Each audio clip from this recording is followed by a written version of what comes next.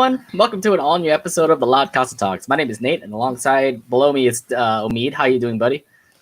Hey, what's up, bro? What's up, LoudCasa crew? How y'all doing? And let me just say, Happy Pride Month, everyone. And that's right. It is Pride Month. That's right. It is June. Let's go. LGBTQ community out there, you know who you're at. We're proud that you're, this is your month to be proud and be happy. So shout outs to those who are celebrating the month this month for sure. All right, yeah, definitely. Let me just say, love is love. It's always beautiful, no matter what. Yeah, most definitely. All right, so look, yesterday we actually met up. We actually went to the arcades, went back to round one. You know, we talked about it on Thursday if we want to go back to the arcades, which we did. So, so how you been since then? Honestly, in terms of round one, since we went there like the third time recently, I like to call it round three. Look, we went to a place in San Jose. Round one is open over there. The arcades are open, and to say the least, it got lively again. And I'm pretty happy that we get to see a lot of people playing arcade games, winning these plushies, like these plushies right behind me. But yeah, I would say we're going back to normal, which I'm pretty happy about. Semi, yeah. I guess semi would be safe. But anything else happened this weekend for you? Today it was just me spending some me time, going to the gym, doing laundry, doing some reading, all that stuff. Okay, sounds good. For me, I'm just cleaning up the house, making sure that we're just cleaning it up. My little stream room that I always do my stream on Twitch has always been messy, and I'm trying my best to actually clean this up so I can actually put some good furniture and actually put my little home for these little plushies anyway. But but to say the least, it's been a chill weekend. At least I was able to see you. But we'll see how things are when we head over to when things lift up in 2 weeks. So we'll see. All right, so let's head straight to our recent news here for the Loud House. There wasn't really a lot to talk about, except we actually did have a brand new graphic novel that came out this week. Actually, I got it right here, by the way. It's a summer special. Omi, did you get your copy? What can you say about the graphic novel? Yes, I actually did get mine. I got it digitally through my iPad. I'm going to say it was a fun, quick read for me. Really? So nothing really much of a good comics that you actually want to talk about? Like I really like the comic. Like I wouldn't call it one of my favorite ones, but like I said, it was just a fun read overall. So my favorite, my personal favorites from the graphic novel were Lunch on the Run, Casa Campers, and Luan Loud's Trash. Mm-hmm. Sounds good. I actually was pretty surprised about sister chemistry was going on sister chemistry that was going on in the comic. I never expect to see Lucy and Lenny actually hanging out. Actually having Lenny get fashion advice from Lucy. So I thought that was a pretty interesting story that they put up there. One comic that actually stood out to me was we're really pushing Sadonican, are we? Yes. We're really pushing most of my favorites are Sadonican. Yes. Which episode? Which comic was that? I forgot. Lunch on the Run. Okay, Lunch on the Run. Okay. This was Lunch on the Run. Yeah. Okay, that was actually good. But they also did have another comic too, where I think was Arturo, Sid, Ronnie Ann, and Lincoln actually camping out. It was surprising too, because Lincoln, out of all the people, actually came to this camp out, and I'm like, what? Lincoln meets his future father-in-law, Arturo. That's what's up. You were shipping the whole Ronikin thing, and I'm liking it. Lincoln and Arturo meeting face to face. It's just sight to behold. And I also did put up a couple of comics that I thought was pretty cool, like Sunday in the Park. That one kind of felt like what was it, Picture Perfect, but with the Casa Grandes instead of Louds in that one episode. Yeah, it sort of felt like that. I definitely got Picture Perfect vibes right there, where you got Frida playing Lincoln's role, then you got the Casa Grandes playing as the Loud Sisters role. Mm-hmm. And there's some pretty good comic strips out here, but they're all brand new, by the way. So To say the least, I would say the summer special was actually pretty good. Just to say, like, they got some brand new stories, and of course, like, the graphic novels are absolutely pushing a lot of like things that we really wanted. So, no doubt about it, they were really pushing the Ronikin moment here. Yeah, man, 2 Sidonican comics in one graphic novel. What a treat! And also, there's also was a CJ comic, by the way. Did you also like that too? Yes. The best part about it, Carl and Adelaide in 11/8 stand. Come on. Carlade and 11/8 stand is hands down the absolute best part. There's only one. That's only that one moment. It's like, okay, Carl's actually supporting Adelaide. I guess they're best friends, quote unquote. Yeah, exactly. It's like best friends. I think they're in a higher level than that. I don't know. How about the whole Luan Loud comic too? Because it looks like Lynn actually has a job in the mall, and looks like he's competing against this one guy who also works there. Yeah, I was actually really impressed by how Lynn has her own job. I mean, sure, she did already have a job in Flip's Food and Fuel in a Flip Miss Carol, but that was for a brief amount of time, and even then, it wasn't really exactly the career that Lynn really would have. Whereas here, on the other hand, is a sporting goods store. And when you think sporting goods, you think Lynn Loud. Lynn's going to actually win. The other thing too is like Lynn is a junior hire, yet she has a job over in a mall. So I'm guessing the age for actually getting a job is actually pretty low. Yeah, I was honestly pretty impressed by how a 13-year-old girl managed to land a job, like any kind of job, like anywhere. Look, I'm not going to complain about that. I'm just more surprised that, Lynn is growing up. Maybe she's probably looking for a brand new job. That's probably what the whole thing is all about. But anything else you want to bring up from the comics that you want to talk about before we head over to our main subject today? Yeah, I think that there was one similar comic that was already in another graphic novel. I think it was the Popsicle comic. The one where Lincoln gets a popsicle and then the other Loud sisters try to get the popsicle. Yeah. Which one was that? Was that in one of the previous graphic novels or? As far as I can remember, it was in either graphic novel 2 or 3, possibly 2. Probably, yeah. It's Popsicle Problems. I'm reading through it right now, but yeah, Popsicle Problems is that one. Don't quote me on that. Okay. Also, I forgot. We also did have one lobby comic. Did you read that one? Yeah, that's actually one I wanted to talk to you about. One Loud's Trash. That's also another favorite of mine because I actually do relate to Lori a lot because I'm quite a hoarder myself, so I can understand. I can understand her sentimental values with the items she that Bobby wants to throw away for her, but then there's actually a touching reason as to why she hasn't thrown away those yet, because they're actually bringing back memories of all the dates of her and Bobby. I have to say though, this was pretty cute, just the fact that they were just looking through everything, and the thing is that they're all relating towards Lori and Bobby's date, and I thought that was pretty cute. There's also a Click and McCloud comic as well. That one was them trying to get ice cream and they were too late, that they actually missed out on it. And there's a Charles comic that I thought was pretty cool. They're trying to look for Charles and then they actually found treasure or something. Did you read that one too? Or? I remember that one too. It didn't grab me as much as the other ones did, but it was still a good read. I'm not gonna lie though, the Lunch on the Run is actually pretty nice. I mean, look, you have Ronnie and Lincoln actually hugging and screaming for ants. Yeah, and then Sid is being carried by the ants and she loves it. It's like yes, take me to your leader. Take me to your leader. I just love it. But to say the least, I'm actually okay with this. Like the summer special, I mean, the winter special was also pretty good, and then the summer special, this coming out, I think this kind of tells me with these specials that they have for the seasons or whatever they're trying to do, it just makes it feel like they're really doing well with their graphic novels. I mean, we have a lot more volumes coming out for these graphic novels, and if they're going to continue to pushing out like what they're doing here for the Loud House and the Casa Grandes, then put me into it, because I'm really invested in what are they gonna put in next for the next stories for the Loud House and the Casa Grandes.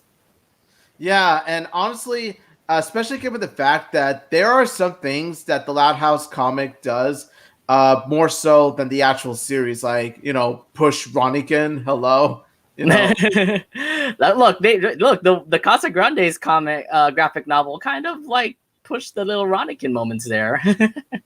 Yeah, I that too. All right. Well, I have to say though, I'm happy with the summer special. How about you? Um, like I said, Summer Special was definitely a good read. It was definitely a good read for me. All right, sounds good. Okay, cool. So to say the least, if you haven't actually grabbed the summer special graphic novel, is available right now in Amazon, Barnes and Noble. I actually found a copy of actually found a copy earlier, even before the release date in Barnes and Noble. So I still have that, by the way. So you might actually put a contest for that if anybody wants to do that. Lucky you. I thought, well, I mean, I got a big read before everybody else did, I guess. But it was fun actually just to see how the graphic novel goes. Either way, I still bought a hardbound copy in Amazon, so I was like pretty much invested with it. But that sounds good. Yeah, get the summer special if you guys can. All right, so that's pretty much it for our recent news. I have nothing else to report considering Loud House and Casa Grandes. So if we actually do get news about La House of Casa Grandes, we'll go to the next podcast, the next episode to talk to you more about that. But anyways, let's head over to our main subject tonight, which is Luanne Loud, the funniest Loud of all. And where did she go?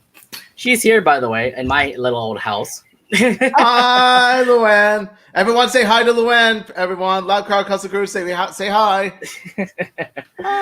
Look, Luanne, I don't know how I'm gonna put her. Maybe put her over here. She's gonna be sitting over here for a bit. I guess she's always in the back. By the way, now we're not gonna bring her over here.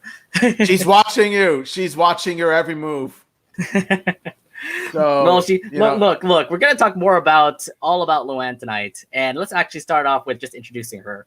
The fourth sibling of the Louds, Luanne Loud, has quite a following because of whom she is. A very funny girl, a great comedian, a great actress, possibly a great director, and a whole lot more. And if you can recall what she's been doing recently, she pretty much belongs in the acting world, or more into the arts to say.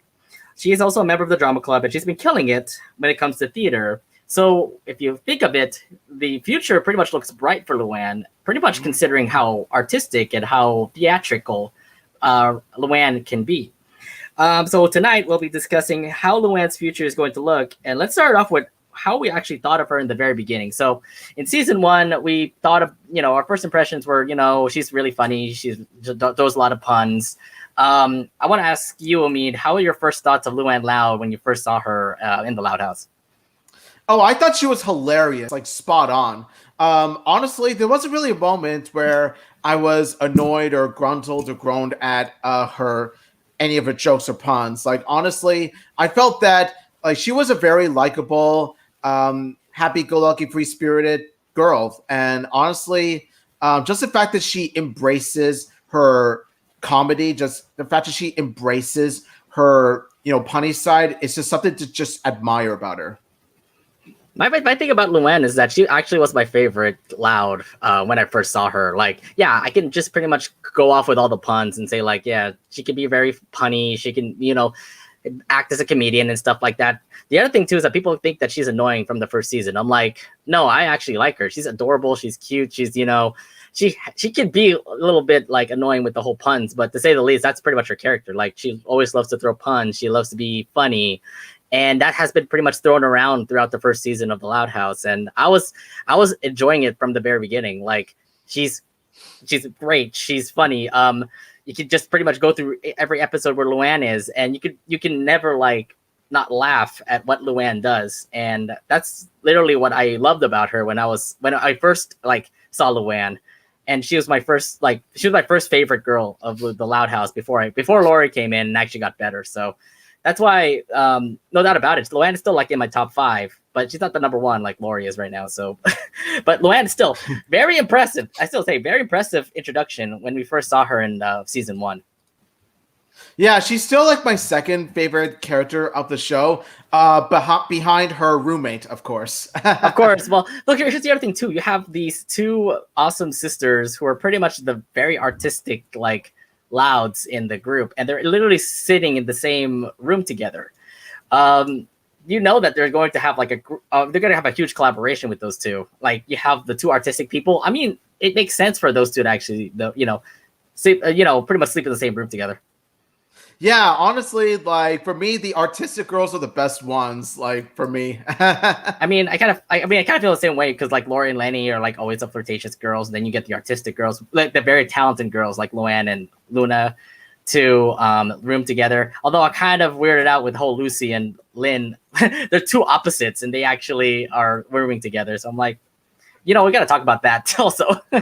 Yeah, and not only that, but they're on the opposite sides in terms of how old they are compared to Lincoln, where you got Lynn, who is one of Lincoln's older siblings, and you got Lucy, who's one of Lincoln's younger ones.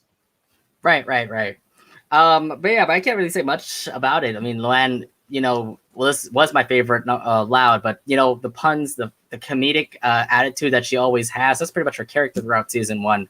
And like I said, throughout season 1, it's all about her just being funny, and it all works out. She's still adorable and funny right now.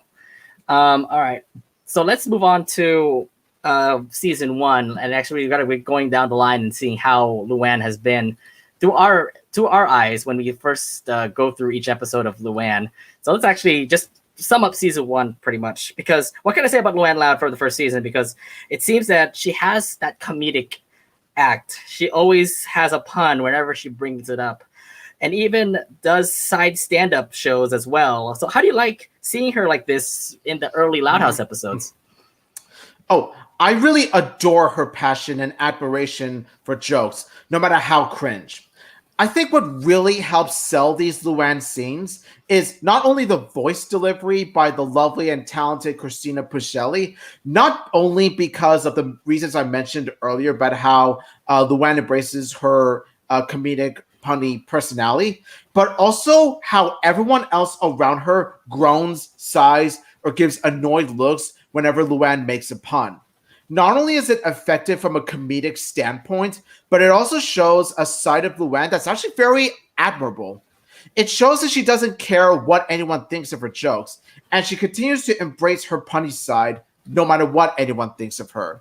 And honestly, that's just something that I really, really love about her. It's just the fact that she still keeps her funny, punny side. She still embraces it.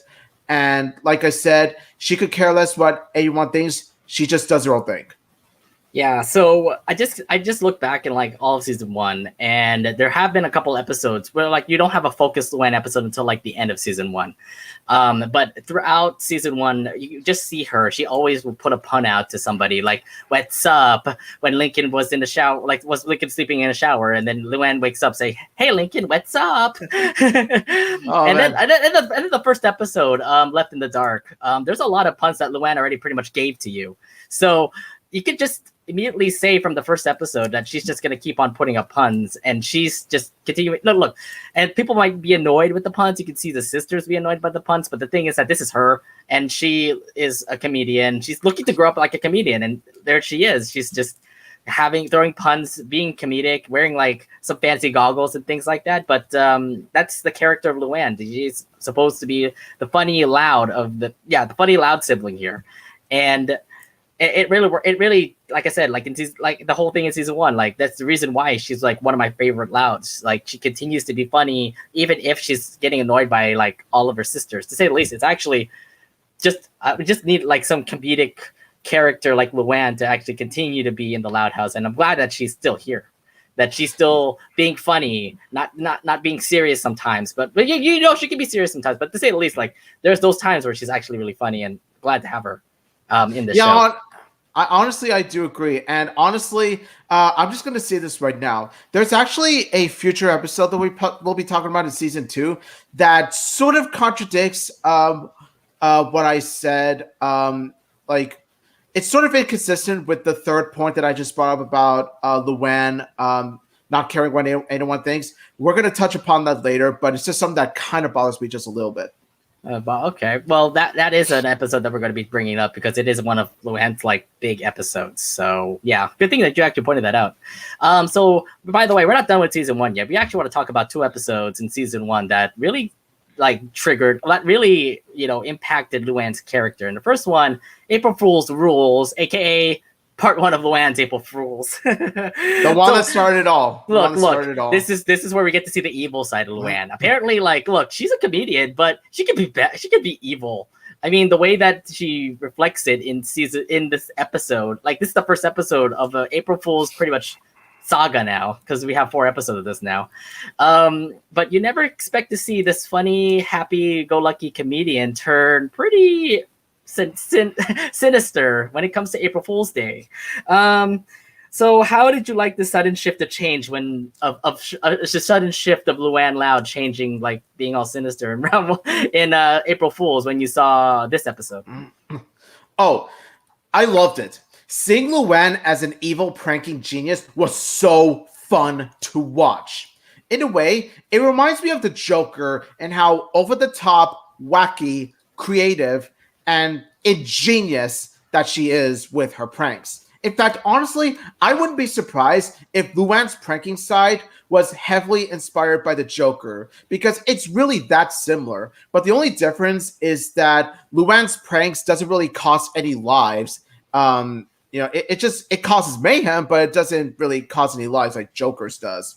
And also the fact that, like, going back to what I said about it being ingenious, oh my god, does Luanne foolproof the whole house or what? Like, head to toe, mouse traps, jello, hay, all kinds of items, you name it. And it's just like, honestly, I just love. Well, the reason I love this side of Luanne is because it sort of ties into her love of comedy. Because in a way, pranks are correlated with comedy in some ways, because there's slapstick involved and all that stuff. And also the fact that, like I said, it pretty much brings out the creativity of Luanne. It shows how creative Luanne is with these pranks, and this is something to admire about her. And of course, you got like this evil laugh, and it's just a voice delivery by Christina Puccelli. Ooh, nice touch. Yeah, Christina Puccelli actually does a good job with Luanne in this. First off, I mean, like, look, when you watch season 1, you just keep on seeing Luanne just keep on throwing puns, like be comedic, be happy, be pretty much a happy-go-lucky girl that, you like. And then all of a sudden, April Fool's comes in and, oh my God, you see the sudden change of how Luanne is. Like, she's pretty much in her Joker chair. She's pretty much setting up all the pranks, getting ready for April Fool's Day. Oh my goodness! This is a huge sudden shift to change to see Luanne be all like this. I'm like, okay, I get it. Like we'll get a good side of Luanne. Now we get to see like the evil side of Luanne, and yeah, evil side of Luanne. April Fool's is actually, well, here's the thing about this. This is like this is like pretty much the easy of like how April Fool's is. Like, oh, this is just her pretty much putting up pranks already, all over the house. But then as you go to like episode 2, episode 3, and episode 4, it gets more and more sinister. Because we're gonna be talking about those episodes, by the way. They really do get more sinister. So to say the least, like, you pretty much got the easy road on season 1. When this continues on with these next couple episodes, oh my goodness, like Luanne really get serious about her pranking, and you never expected this. Like, oh, she's just so cute, she's so adorable with her puns. Oh no, wait, just don't mess with her on this day because she's gonna go all out and just start to prank you all over the place. But yeah, it was surprising. It was really surprising to actually see that, especially how Luanne is just being all cute, but can also be really evil, especially in April Fool's Day. Oh yeah, like honestly, like pranking April Fool's Luanne would make Lola, wet her pants, and she actually did in this episode. Yeah, because Lola was like, I need a fresh pair of undies. The other thing too is that side story now. A lot of prank. Well, the other thing too is I also want to give like props out to Lincoln because he was actually the one who's actually embracing the fact that he took all the pranks for Ronnie Ann. Oh, okay, we're going back to the Ronnie Kid thing here. Yes. Hey, many Ronnie Kid fans will declare this like the best April Fool's episode, and of course, it's not hard to see why. Not hard But to see why, let me tell you, this right here, this April Fool's episode, it is a massive cakewalk compared to the future episodes, just like Nate just pointed out. There's gonna be a lot more of these April Fool's episodes, and you know what? Luanne leading these episodes, I think, really are like really tells you like who Luanne is, like how what kind of character she is and all. Okay, well, by the way, yeah, that's gonna be coming up in the other seasons we're gonna be discussing, but we're not done with season 1 yet. Let's actually talk about the other episode for Luanne, Funny Business, because this episode we get to see the comedy of Luanne, but the thing is that you also get to see the jealous side of Luanne, because Luanne, yeah, she can be funny and stuff, but she can also get pretty angry, especially when you have Lincoln like try to say who's the comedian here. I'm the comedian here, but Lincoln's trying to take over. Of course, Luanne doesn't want that. She's really angry in this one. So I want to ask you, how did you like this episode, and what do you think about the outcome in this episode? I really like this episode because it develops the relationship between Lincoln and Luanne. What really captured me was how the two have different ideas in terms of what true comedy really is. Now, Lincoln's idea of comedy is, the yuck yucks, the whoopee cushions, falling down, the wacky slapstick humor, all that sort of stuff, the falling down. While Luanne's idea of comedy is actually much more wittier than that. It's much more creative. Like the jokes, performing less juvenile tricks, playing the part of a mime, improv, all that stuff. So honestly, when it comes to comedy, let's be honest, Luanne is the one who knows what's up. I also liked how both characters learn. I liked how both characters learned something in the end too. Like Lincoln learns not to interfere with Luanne's funny business, pranking business, funny clown business, and Luanne learns to not be so jealous. Oh, that's a good thing too, because Luanne got really jealous, especially the fact that Lincoln pretty much took over her business and stuff. But the thing is that Lincoln is not the full comedian. Like, who's the one who actually went to clown college or went to clown school? Luanne Loud. So she knows all the comedics like forwards and backwards. She does a lot of kid shows. She's done a lot of birthdays.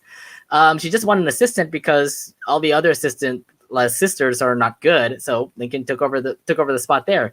Although what kind of sucks is that we get to see a jealous Luanne, and this is like something that, like I said before in season 1, this is just a sweet girl, but she can also have her moments where she can get angry, and this is the one where she does get pretty angry at Lincoln, just the fact that Lincoln's trying to take over her business.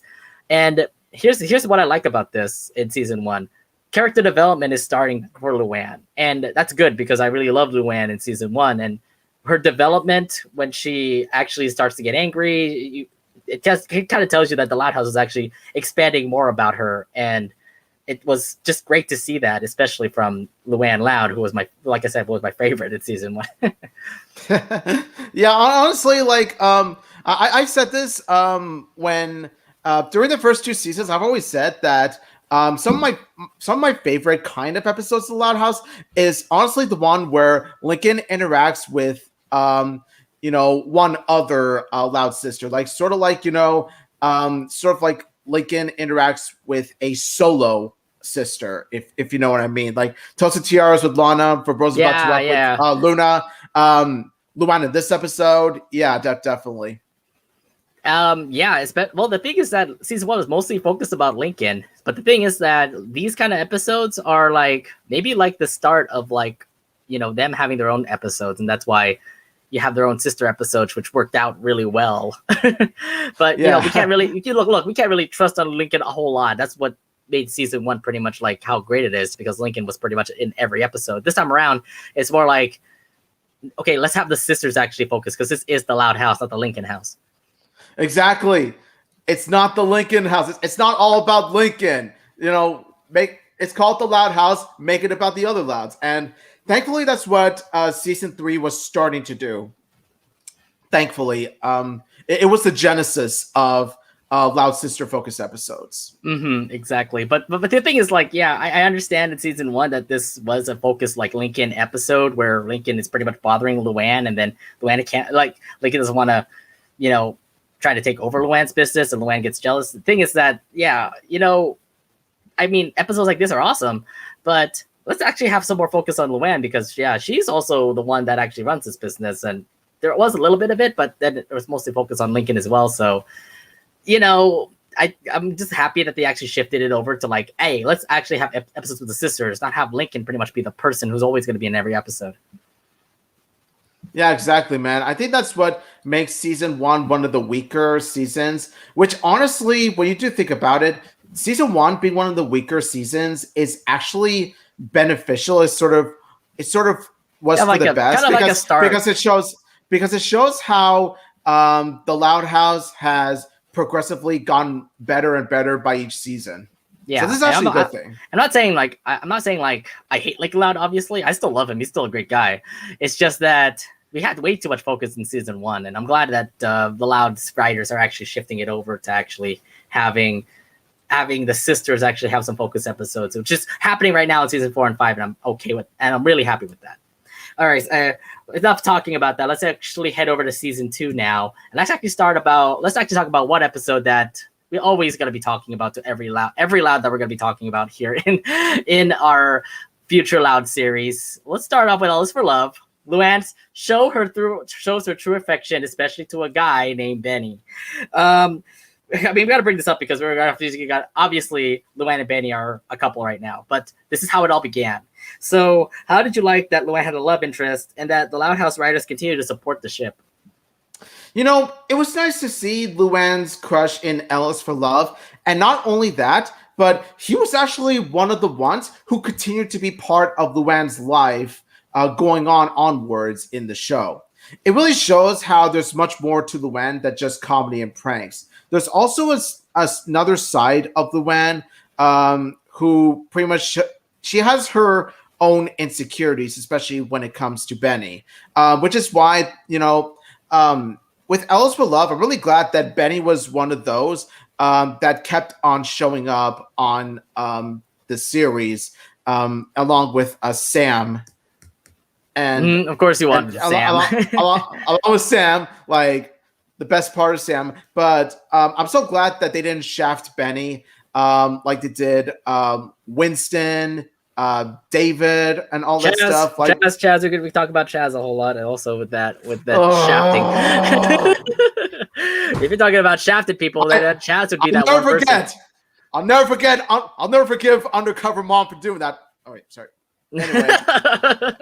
Anyway, so yeah, I'm really glad that they kept Benny as an ongoing, recurring character because Benny plays a huge role in terms of developing Luanne as a character even more, bringing a much more layered side of Luanne. I have to say though, like, you never talk about love with these like characters. Like, you don't have affection. You don't actually show like affection from any character besides Lori, because Lori obviously is in a relationship with Bobby. But for every Loud that was actually like showing their love interest in the Loud House, you never see it a lot. Maybe you could see Lincoln with Ronnie Ann, but in season 2, no, not like you don't see anything from the early Louds. Like, look, you don't see a love interest from Lenny or Luna or Luanne or pretty much any of the Louds there until this episode drops, and pretty much everybody has a love interest. So I thought it was like, oh, why do we actually have an immediate like love interest for everybody? And obviously they wanted to push the LGBT agenda there, and actually did put Luna and Sam together. And of course, they're still supporting it. They have a lot of episodes together. But the other thing too is like, I think the fans also have to be appreciated about this as well, because yeah, we got Lori and Bobby. But the other thing too is like, yeah, everybody loves Luanne as well. Why don't we actually continue on with Luanne and Benny, which they did? And you know what? Some of us actually really love the whole ship of that, like Luanne and Benny. Some are still like Luanne and Maggie, but I'm like, yeah, y'all with your ship. I was about to say,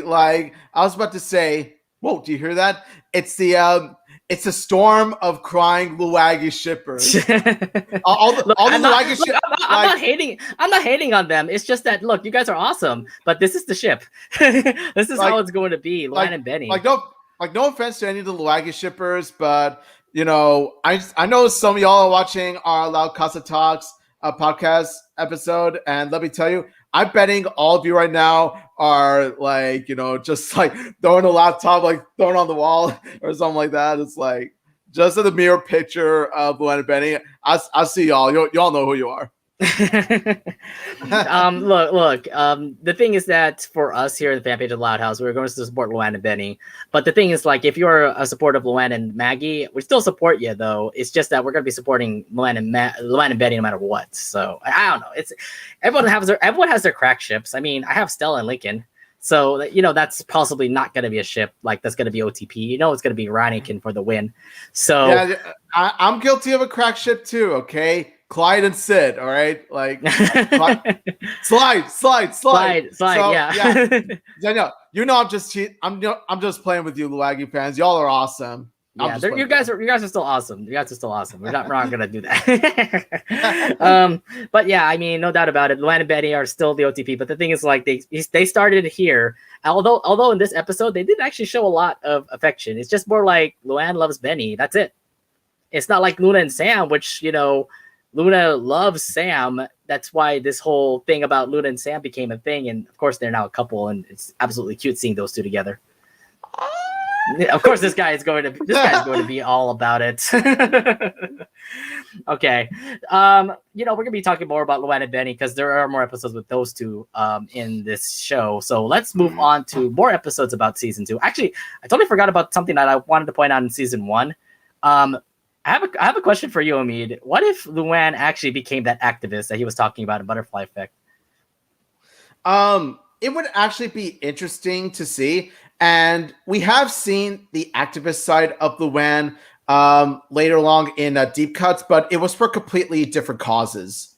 Right. But I'm you know what? It's not going to work out. Like, if she actually moves on to being an activist, you know what? She was actually really passionate about it, but I don't see that in her future. She's proud to be a comedian, not quit and become an activist. And the world is changing, so I've decided to become an activist.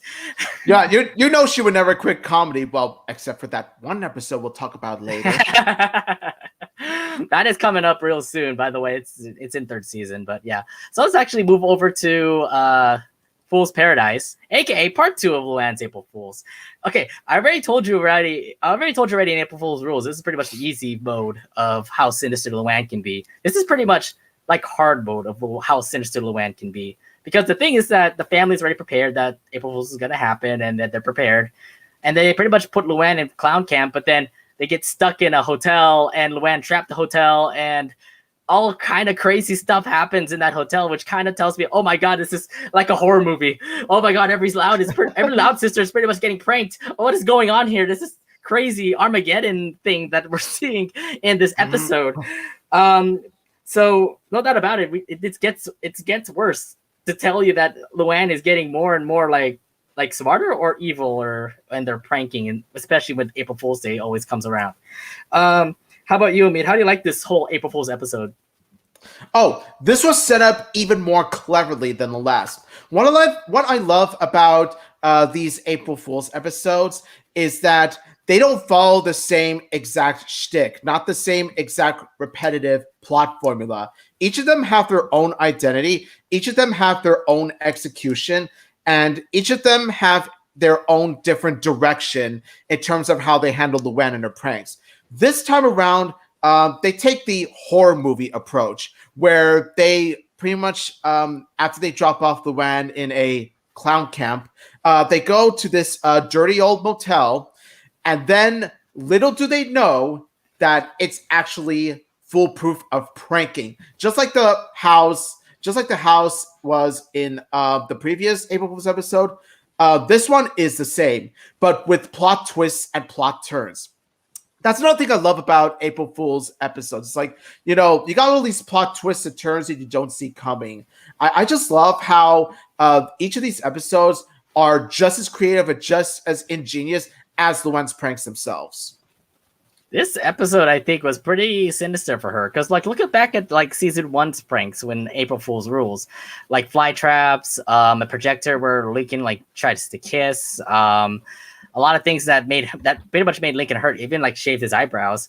This time around, this one is more like, oh god, this is actually like every Loud got it worse. Like Lana getting Lucy covered in bleach. Lucy covered in bleach. Now she's like all whited out. I'm like, oh my goodness, this is bad. And also that's a bad thing because bleach is actually a bad chemical to actually put skin on. But let's see. We can talk more sciences about that. There's also Lana who like fell in pie, which was rhubarb pie, which she's allergic to. What else is there? Lori with her eyebrows again getting shaved up or something like that. Lenny getting pretty much fly trapped and getting like getting like lighted on with Luanne. It's insane like how clever this episode was. It's pretty much like every Loud's about to fall down until Lincoln pretty much saw that Lynn Sr. was the one who actually like was helping out and everything. So it's like, wow, I can't believe you actually did this, Lynn Sr. But at least he redeemed himself with the fact that he helped helped Lincoln get back to her. But the thing is, like, I love the ending though in the episode because it's like clap, clap, clap. Well done, family. Next year, this is gonna be worse, especially you, Dad. I'm like, oh, whoa. Lindsay, you're just gonna have it the worst. No, this just tells you like there's something going on with like how the Loud House is doing with April Fool's episodes. Obviously, I think that's becoming a favorite thing. Like when you see that ending, it feels like there's going to be more Luanne episodes of April Fools, which we actually do. We have like 2 more episodes to actually talk about with Luanne's April Fools.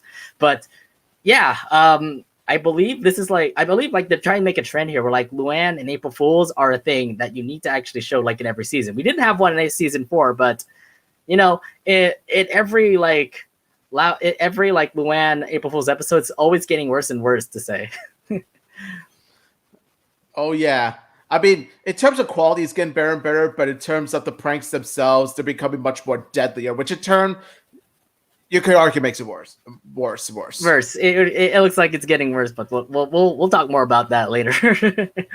Yeah, Fool's Paradise. I would say. I mean, we'll talk at the end, like what our favorite April Fool's episode will be. But this one, I think, kind of takes the cake. It kind of is one of the best ones. Definitely, I agree. Just the fact that Luanne pretty much thought of everything. Like, Luanne thought of everything. It really does show how smart she really is, smart and creative. Like, from faking her time at the clown camp to disguising herself as one of the hotel employees to setting up all these booby traps in the motel. Just, oh my God, she is a genius. She is a prankster genius. Then again, she's a great comedian, so you know that Luanne is going to be all over whenever it comes to pranking and being funny. So, oh boy, there's more April Fool's episodes we're going to get to, but let's continue on here with season 2, and actually talk about an episode that really hurt Luanne. No Laughing Matter, which is pretty much a realization to Luanne. This episode really got her rethinking comedy after what her siblings were continuing to talk about her behind her back. No doubt about it, it wasn't good for her. That she even thought about quitting comedy, and it would really not be good if this route continued. So, would you agree on that, Omid? If she actually quit comedy, we will not have the same Luanne Loud, right? Okay. First I got to get this under the way. No Laughing Matter to me was a bit underwhelming, but onto the subject, to answer your question, yes, she would have been a much different Luanne Loud, and she would have been a much more boring one. Like, just straight up boring. Will she have actually taken the activist role if that was the case? If she actually quit comedy in this episode? Well, not right away, but honestly, you know what? Honestly, if not comedy, then, like, according to the episodes we're going to talk about later, she's actually into theater too. So I'm wondering, why she didn't just go on to be an actress in this episode. Like, it was just her being normal Luanne, and that's pretty much it. Well, then again, like in season 2, like remember Alice for Love, there was also like clubs that Luanne was into. I mean, she was with Benny, so I would imagine like acting was also a thing that she was into in season 2. But it doesn't get a big focus compared to like all the comedy that she's been doing in season 2. Yeah, honestly, I think there's just a couple things that really bother me about this particular episode. Number one, it totally contradicts Luanne's it contradicts Luanne's typical approach to how she responds to her Loud sisters and everyone around her being annoyed by Luanne's jokes and puns and all this stuff. Because when you look back at earlier episodes, whenever she would crack a joke or pun and they all just groan or get annoyed at all this stuff, like she doesn't care. She still continues on with her jokes and puns. Like she doesn't let anyone get to her. And she even teaches Lucy, too, that you got to have a thick skin, too. So, honestly, this episode sort of like contradicts that personality trait of Luanne. And that's what kind of frustrates me about it. It's just the fact that, okay, Luanne, there's many signs. There have been many subtle signs and hints that the Loud sisters aren't really fans of your jokes and puns. So, honestly, aside from stating it out loud that they're not that good, what's really the difference, right? Number two, it's the fact that, like you just pointed out, other than comedy, she's into theater. So honestly, I'm just wondering, like, instead of going the boring route where you got Luanne just answering straight up to everything, why don't we just have her instead focus on dramatic theater plays like Shakespeare and all this stuff, and then the Loud sisters got thinking, wait, drama, emotional sadness, that's not Luanne, that sort of thing. I felt they could have done a much more better approach with this episode, even in spite of the glaring continuity error that I just pointed out. Mm-hmm. But the other thing too is that, yeah, I understand Luanne's like case there. It's like, yeah, you know what? She continues to throw up comedy until like that harsh word came from their family. So to say the least, yeah, the family was pretty much at fault. But at the same time, they tried their best to actually recover from it. Although Luanne is kind of like, I don't want to bother you guys. I understand my comedy sucks, so I'm going to just be a boring girl. I'm like, oh no, don't do it like that. I just love the fact that like at the end of the episode, it's where they, really liked their comedy and it pretty much brought her back into comedy because of the whole Chortle Portal thing that she wanted to promote and all. So yeah, I must say, this episode was kind of like, wow, this is really a harsh reality for Luanne to actually say, but it also makes a harsh reality for all of us to see, because if Luanne actually quit comedy, I don't think Luanne would be our favorite character right now. Yeah, no, far from it. She'd be like, the plain old Luanne Loud. And here's the thing, we don't want plain old Luanne Loud, okay? Like, when you think comedy, you think Luanne. Like, her character design alone, like, just shouts out, just screams comedian, screams funny girl. Mm-hmm. Right. But yeah, I mean, yeah, this was a harsh episode for Luanne. It's just that, at least the family kind of helped her out and got her back into her feet. And look at her now. Like, she's now doing puns and no one's annoyed about like her puns and everything. So I'm guessing the family now got adjusted to it. I think it's just this one episode where they'll have to say like, we'll deal with it. But you know what? This is who she is. It's more of a realization for the family, saying like, this is how Luanne is. She's a comedian. She's going to be funny, doing a lot of puns, having Mr. Coconuts around. So, I believe like ever since this episode, I don't see anybody complaining about Luanne's comedy, right? Yeah, honestly, I think like after this episode, the Louds have learned to appreciate Luanne's comedy, and you can really tell because of how they respond differently towards Luanne's puns and jokes as opposed to the first two seasons. Now, I get the message that technically, yes, artists of any kind, not just comedians, but also actors, songwriters, all that stuff. Whenever they hear backlash, whenever they hear backlash or bad talk about their talents, yes, it is. Yes, they did bring up how they did show how some artists they do they do get sad, they do have their feelings hurt up to a point where they do actually quit. But like I said before, if it was the very first time that we have seen the Loud siblings show how frustrated they really are, it wouldn't bother me as much.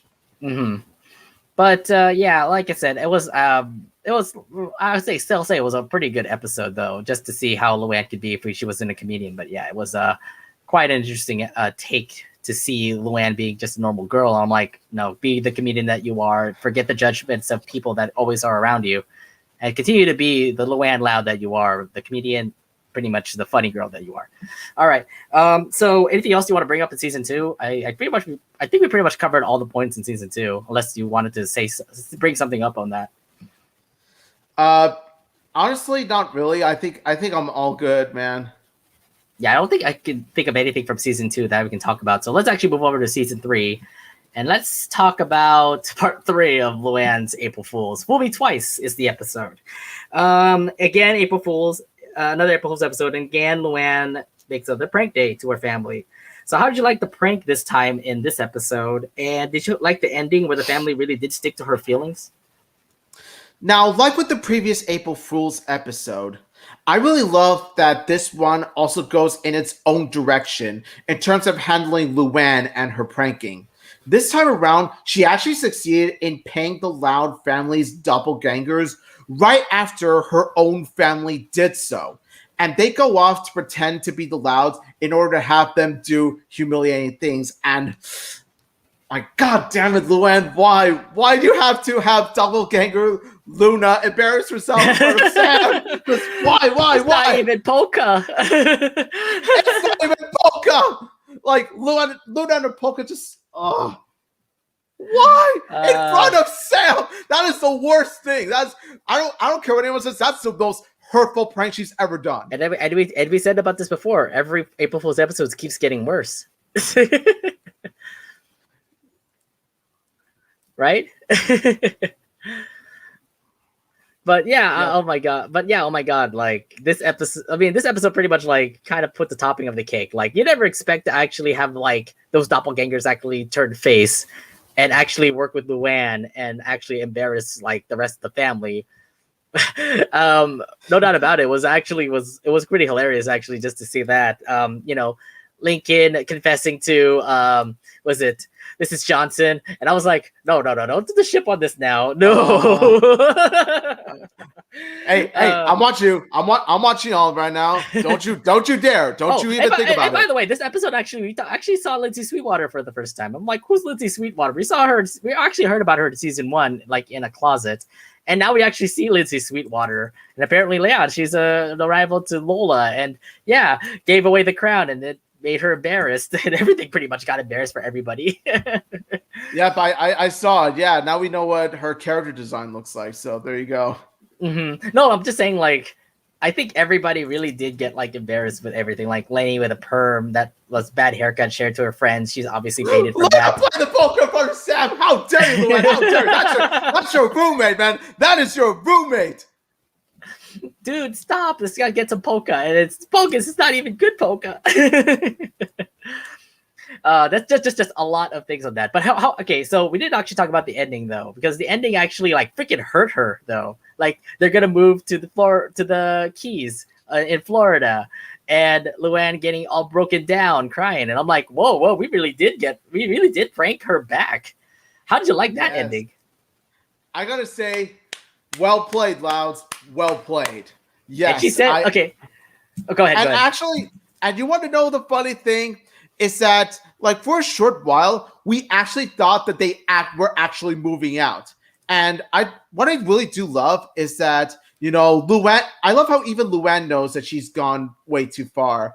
And you can tell because the animators really did capture her guilt, her sadness, her tears. She was on her knees, on her tears, like she was like begging. She was apologizing. Mm-hmm. And that's when, like I said, going back to what I said about April Fool's episodes having plot twists and turns, it all was a prank all along. April Fool's, Luanne. I think that was actually the smart point there. It's like, you pranked us a whole lot. It's time for us to prank you. And no doubt about it, they actually did break her down. They even actually moved her stuff out, which I thought was like, very clever for you, Louds. Now, the thing at the end, though, remember what Luanne said? I won't prank you guys again. That's the reason why that's why we don't have another April Fool's episode. But remember, we'll have another one in season 5. Yeah, honestly, actually, do keep in mind that line that she said about, "Oh, I won't prank anyone ever again," because honestly, um, it did stay true. Like she did keep a word for a while until well, you'll see. I don't want to give anything away, but let's just say her promise doesn't really last too long. Let's move over to we'll go over there, but that's actually like one of the last things we're gonna be discussing anyway. But yeah, Fool Me Twice. That should have been the end of the Luanne April Fools episodes. We should have been like a trilogy. No, we're actually gonna get more episodes. Maybe there's another trilogy happening for the April Fools episodes of Luanne. But it's time for us to actually like get away from the pranking and actually let's get to the good stuff about Luanne. And one episode in particular, especially in season 3, everyone is going to agree with me in this one. Head Poet's Anxiety, no doubt about it. I think this is Luanne's best episode because she's really the helpful sister. Look, she's a comedian. Yes, she always will be funny and stuff like that. But when it comes to a sister who needs help, she actually was there to help him out. Like especially with Lucy when she's like down in a rut. Look what Luanne has done. Like she, gave her some tips to do poetry and stuff like that. And I think this pretty much started the whole like sisters bonding episodes where you get to see like two sisters that never really interact with each other actually bond together. Out of all of this, Lucy would get like all the praise. You get to see Luanne get jealous about it. And then of course, all the jealousy, you can see again the jealousy that Luanne gets. And it shows, and then it pretty much shows like, yeah, your jealousy actually does hurt. So Lucy did quit until Luanne had to come in and say, hey, you know what? I'm tired of being jealous. I don't want to be jealous of you. I don't want me to be the burden of you. So she had to go and perform out in that stage. And no doubt about it, that last ending of that episode was no doubt about it. I think the best ending for the Loud House. So Omid, how did you like Luanne here? Since we never get to see Luanne pretty much be the helpful sister here. And how do you think she was great in this episode, besides, always seeing her as a very punny girl? Oh my God. I'm just going to say right now, I absolutely agree with what you just said about this episode being Luanne's best episode. I absolutely agree. Everything about this episode was amazing. And let me tell you, Head Poet's Anxiety, I'm just going to say it, it's one of my top 10 favorite Loud House episodes ever. It's so... Oh, it's just such amazing episode. For opposite personalities, Luanne and Lucy do work very well off of each other. And also, I love how Luanne has been there for Lucy as an older sister figure, teaching her about creative writing and giving her advice and all that stuff. Because when you really do think about it, despite the fact that their personalities are quite different, in a way, this episode shows that they're actually quite similar because they are actually both artists in their own way. And not just artists, but they are also creative writers. You got Luanne, who writes, jokes and comedy and puns and all that stuff, theater stuff. And then you got Lucy, who writes, poetry and all that stuff. So in a way, Lucy turning to Luanne for advice about creative writing actually does make the most sense when you really do think about it. And I really love that little flashback of when Luanne was little. She, was like, even when Luanne was like 5 or 6 years old, like she's been into comedy like ever since then. So it was a nice touch. But I do love how also the fact that this episode doesn't really this episode sort of shifts gears with Luanne because in the first half, she was very helpful and supportive towards her. But then the second half, she switches to becoming, jealous and antagonistic towards Lucy's accomplishment of being the first girl to be in the present herself talented in the theater. Because it was Luanne's dream when you do think about it. It's something she's worked so hard for, whereas Lucy was just getting started with her own thing. Because it does make sense why Luanne felt what she felt. But then she does learn her lesson at the end that, of course, she should be more supportive of Lucy, especially since Luanne herself helped Lucy get to where she is.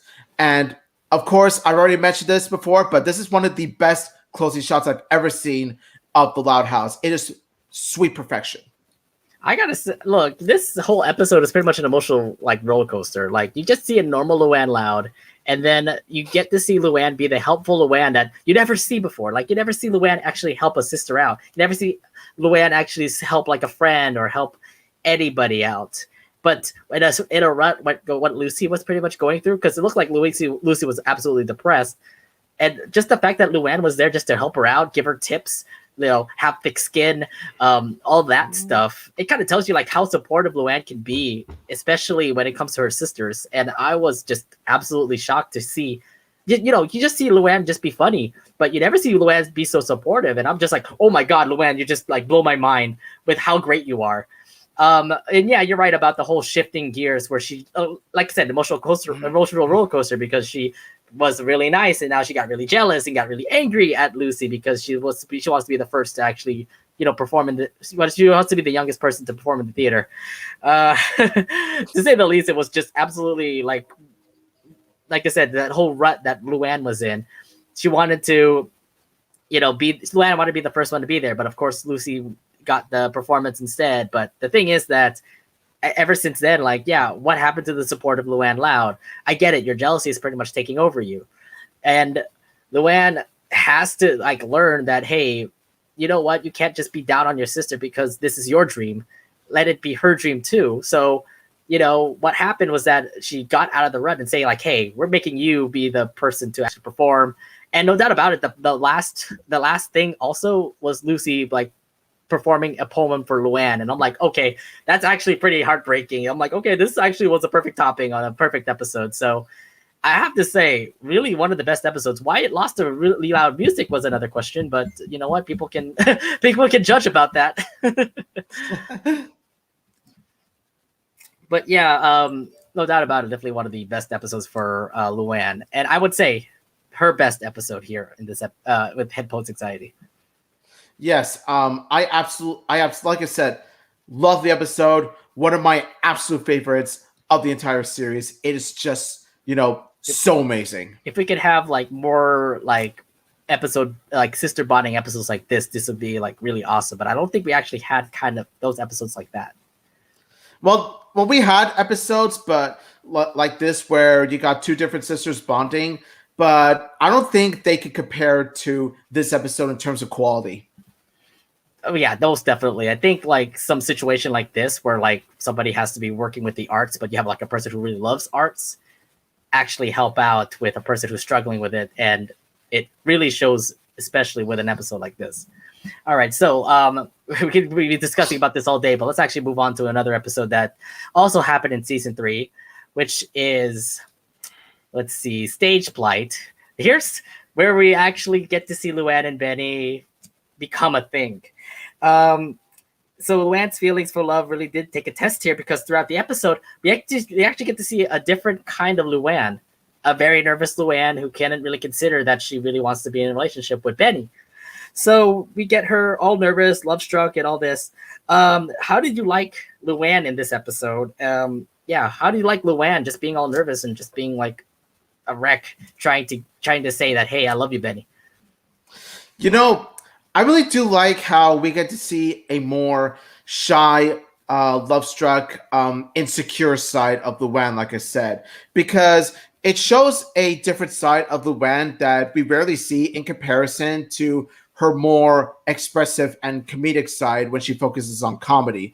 It really does show how even the most happy-go-lucky, wacky person like Luanne can have her insecurities of her own, which makes her more human. It makes her more developed in a way. So, like I said, I've said this before when I talked about Else for Love, but like I said, I'm really happy that they made Benny a recurring character, because I felt that having Benny recur in the show really does help with Luanne's character and her character growth.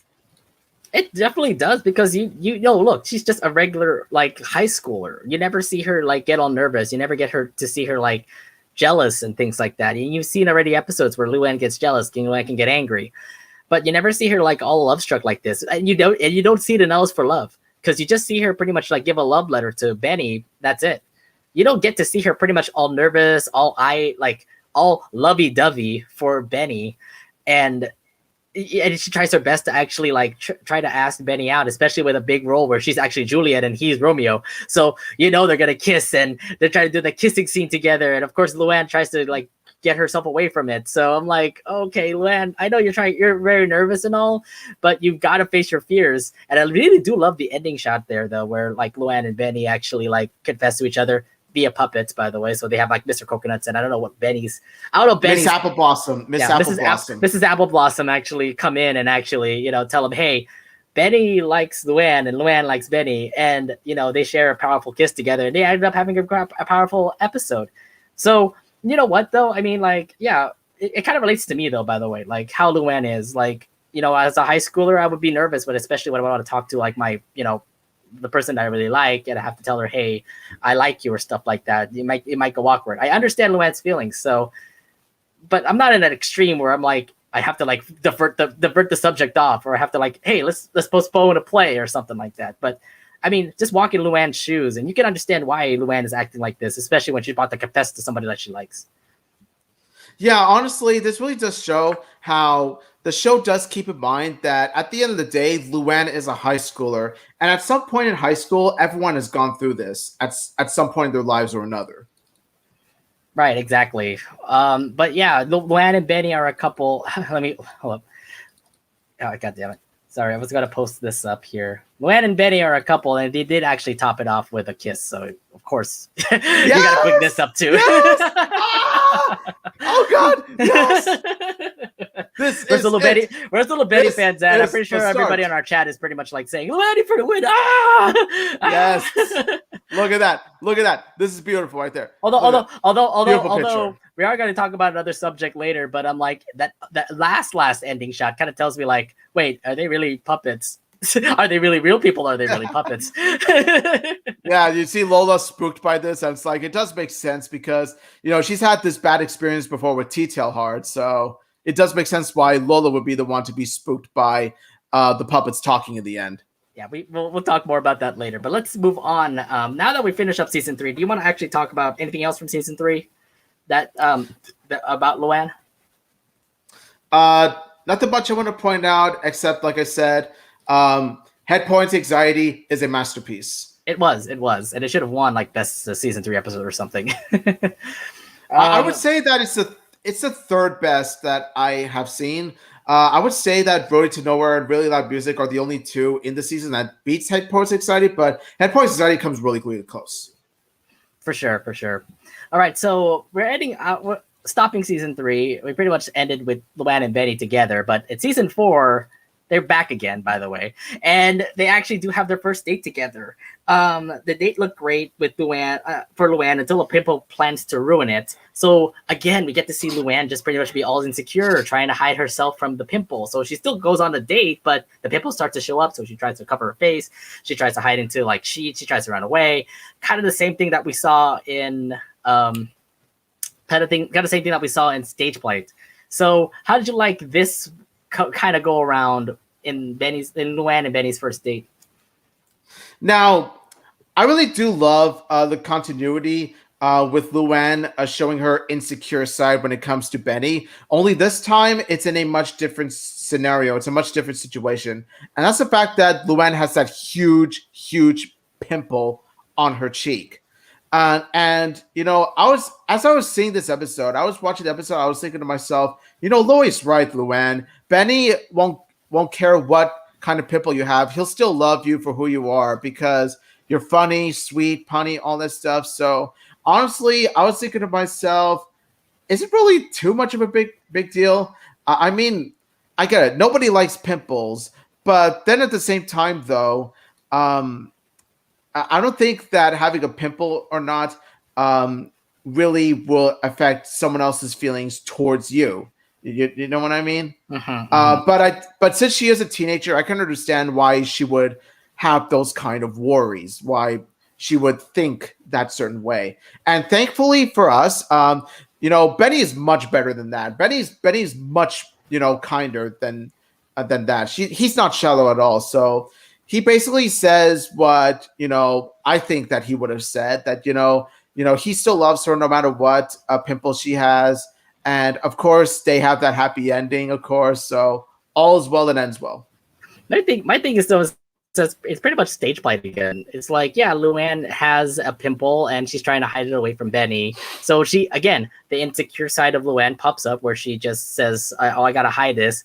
And the thing is, like, she tries this time around. He actually has like Lincoln and her sisters actually try to help her out, which I think was also pretty helpful. Just the fact that like this is Luanne just being all nervous and stuff. So, and again, this is just a teenager who is in her first date. And to be honest, if you're on your first date with a person that you really, really like, you want to make it look perfect. And with a pimple like that, obviously your first impressions are like, I hope Benny doesn't hate me because I have a pimple. So I understand Luanne's like aspect here where it's like, yeah, she's really nervous and stuff. But here's the other thing I like about Benny though. Like, he doesn't care about looks. He doesn't care about like insecurities and stuff like that. Benny is like an absolutely nice boy. I think he really wants to have a relationship with Luanne and make it work and stuff like that. So to say the least, this is actually really cute just to have these two actually have their first date, and having Luanne actually try to mess it up because of her pimple, and having Betty say like, "Hey, I don't care about your looks. I think you'll still look cute and all." That just tells you like this is a couple to be. I'm like, okay, let me have more Benny, please. Like Luanne and Betty episodes, please. And we do have more of them, but not as like impactful like this episode of Pimple Plan. Yeah, let me tell you, this guy is a keeper. Don't you let go of him, Luanne. Don't you let go of him, all right? This guy's a keeper. This guy's a keeper. Yes, I do understand it's a first date and all that stuff, but even then, I don't think she should have made it as big a deal as she did. Yeah, exactly. But the thing is, like, this is how teenagers act. I mean, like, I understand. Hey, I've been through this before. I try my best to like look good, especially on first dates. So with something like a blemish, like what Luanne has, I would do the same thing too. Like, I'll try my best to like hide it, or not cancel a date. More like I'll go to it and just hope the girl actually likes me and just not look at the pimple. But understandable. Yeah, exactly. So yeah, I mean, I would say their first date was a little sketchy, but to say the least, this couple looks like they're going to be as strong to be. So I must say, Luanne and Benny OTP. I must say, yeah, a true OTP. I must say. Saluna OTP, but Luanne's up there too. Oh, come on. You got to make sure Luanne's OTP. Oh, my God. All right. So let's actually. So what kind of sucks is that there's no other Luanne and Benny episodes. We can actually talk about Director's Run and see if that's a Luanne and Benny episode, but that's not really. It's more of Luanne. But let's move over to some more episodes that also popped up for Luanne. This is one that I thought was pretty interesting because this is absolutely new territory for Luanne, and that's Feast or Family. Luanne actually being like the next head chef for Lynn's table. Luanne tries a different kind of culinary arts, where she would cook for school and impress her dad at the same time. Of course, the episode would end with her quite possibly giving up on Mr. Coconuts for cooking, which led her to quit cooking. Did you think cooking would actually work out for Luanne? I thought that it would somewhat work for Luanne. It wouldn't replace comedy or theater or anything, but it would have been something Luanne would have definitely enjoyed. Had it not been for the fact that Lynn Sr. wouldn't be so obnoxious about it. I mean, seriously, he keeps the poor girl. He keeps the poor girl awake all night. He pretty much drags her along. He pretty much like tries to push and shove it down her throat, like the art of cooking down her throat. And Luanne is understandably frustrated about this. Oh, but I think the straw that broke the camel's back, though, is when he puts away Mr. Coconuts, tries to take Mr. Coconuts away from Luanne. No, Lynn Sr., you do not do that. You don't do this to your own daughter. Seriously. And Mr. Coconuts was with Luanne since he was a child. She was a child. How could you do that to her, Lynn Sr.? Yeah, honestly, if I were Luanne, I would have blown off steam too after what she just did. Oh, I never expected Luanne to be so frustrated like she did over in this episode. Yeah, she did. I'm just like, I would have done the same thing if my puppet was taken away. Seriously. Look, that's her stick. Like, that's her comedy role. That's why Mr. Coconuts has been there all the time. But I think it's just the fact that Miss Lynn Sr. really, really pushed her to the limit. It's like, look, Luanne would have been a great chef. I think she would have been a great chef. It's just that if her dad didn't really actually push it. That's what made me kind of hate Lynn Sr. in that episode. It's like, dude, Luanne loves comedy. Like, this is just going to be something that you're thinking that it will happen. But if you're just going to keep pushing your daughter like that, of course it's not going to make it work. But let's just say, for example, like Lynn Sr. actually just made it easy. Do you think Luanne would actually become a good cook? I think she would have had potential as a chef. Like I said, had Lynn Sr. not been such a dick about it. Yeah. Good words right there to say. But yeah. I mean, here's the thing. I understand Lynn Sr. being so excited to share his passion of cooking with one of his kids. I totally get that because the other kids don't really share the same common interests as he does.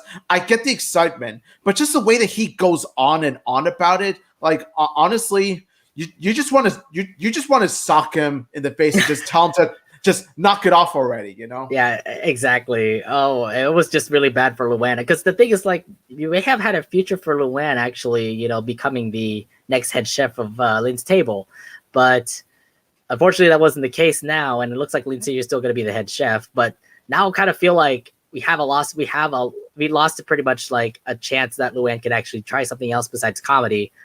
And no doubt about it, Luanne still is doing comedy right now. So to say the least, it was a shot for Luanne, but it feels like comedy is still going to go with her, or theater or comedy pretty much will go with her in the future for now. Yeah, she belongs more on stage than in the kitchen. I'm just saying. Exactly. But here's the other thing too I want to talk about: Mr. Coconuts. Mr. Coconuts himself, he's a puppet, by the way, and he's been always, been with Luanne's right hand for pretty much like most of the episodes of the Loud House.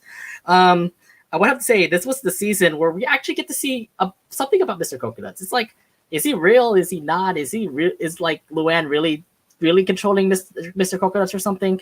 I want to ask you, how do you like Mr. Coconuts here in the season? Because he continues to be like another side of Luanne, which he would speak of where Luanne can't. I really do like the chemistry between Luanne and Mr. Coconuts, especially psychologically. Because Mr. Coconuts, in a way, brings out the side of Luanne that she wouldn't have otherwise shown herself. And that is her abrasive, aggressive side. Now, aside from the April Fool's episodes, she's actually quite a harmless girl when you really do look at her. And so she uses Mr. Coconuts as a way to express her deep inner thoughts and frustrations. And not only that, but he also serves as her defense mechanism as well, because Mr. Coconuts delivers most of the, aside from the jokes and puns, Mr. Coconuts delivers most of the comedy outside the jokes and puns that Luanne herself blurts out. Here's my thing about Mr. Coconuts. You see a real person, because there's sometimes where Mr. Coconuts wasn't even controlled by Luanne. Honestly, I'm just waiting for another Loud House horror themed episode in which it's going to delve into that. Like, it's going to delve into Mr. Coconut. We're having a new Halloween theme episode that we're going to probably bring the Loud House writers to come in. Hopefully they listen to us. Imagine this, like Mr. Coconuts, pretty much coming to life, roaming around. He could talk like sort of like, I could imagine Mr. Coconuts be all like, there are no strings on me. like Mr. Coconuts is going full on Pinocchio in that future episode. Like Mr. Coconuts is going to go full on Pinocchio just hope he doesn't, in a Loud House horror themed episode. You just hope he doesn't become like Chucky. Yeah, or Chucky definitely. It's going to give huge Chucky vibes. I haven't seen any of the Chucky movies, but no, they're I've heard that it has its own. Dude. I've heard. I haven't seen any Chucky, but I know it has its own fan base. So yeah, yeah, it's a horror show. So just a heads up, it's really scary. Now it makes you want to think about like your toys after watching those movies. So I have to say though, I have to agree with this little statement here that Mr. Coconuts actually became like a big thing here in season 4, because in season 4, I would say season 3 too, because you also get to see Mr. Coconuts like stay alive in like that one last shot in stage plate. But in season 4, you get to see Luanne continue to, have Mr. Coconuts on their side, and he continues to talk with Luanne, and he also like is Luanne's pretty much like side character where Luanne could be like a sweetheart. You can look at Snoop's on, for example, where like Mr. Coconuts is right there. Luanne is pretty much saying like something, but Luanne starts to but Mr. Coconuts starts to like get like all jerky and stuff. I remember this one scene in Snoop's on where they were going to like this motorcycle grub. They turn off the lights, and apparently those motorcyclists are angry about it. And then Mr. Coconuts comes in and starts like making them angry. And I'm like, why would you do that? Why is Luanne trying to be the funny one here, or is it Mr. Coconuts the funny one here? What's going on? So yeah. I'm confused. Like, is Mr. Coconuts really trying to ruin the Louds, or is Luanne trying to ruin the Louds and actually trying to make like a very exciting scene or something? Like I said, I hope there's an episode that's going to delve into pretty much the Louds.